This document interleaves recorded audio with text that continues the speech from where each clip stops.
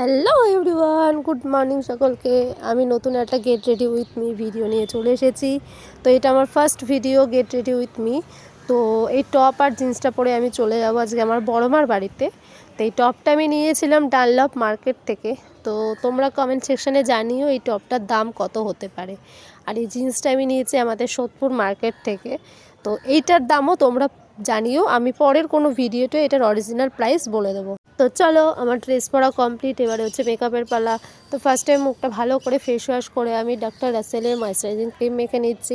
তারপরে আমি হচ্ছে মার্সের হাইলি কাভারেজ একটা ফাউন্ডেশন আর ইনসাইটের একটা ফাউন্ডেশন, যেটা একটু গ্লিটারি ভাব রয়েছে। তো দুটোকে মিক্স করে হালকা মেকআপের জন্য আমি এটাই ইউজ করেছি।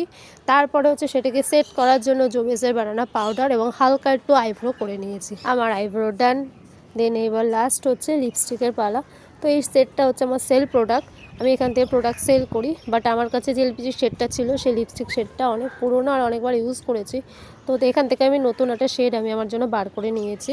এবার লাস্ট আমি ভুলে গেছিলাম আইলাইনার পরতে, তো আমি একটা আইলাইনার পেন্সিল ছিল সেটা দিয়ে আমি আইলাইনার পরে নিয়েছি। ছোট্ট একটা টপ কানের আমার সিক্রেটের পারফিউম দিয়ে আমি সোয়েটার পরে বেরিয়ে পড়লাম এবং বাইরে গিয়ে তোমাদের লুকটা দেখাচ্ছি কেমন লাগছে।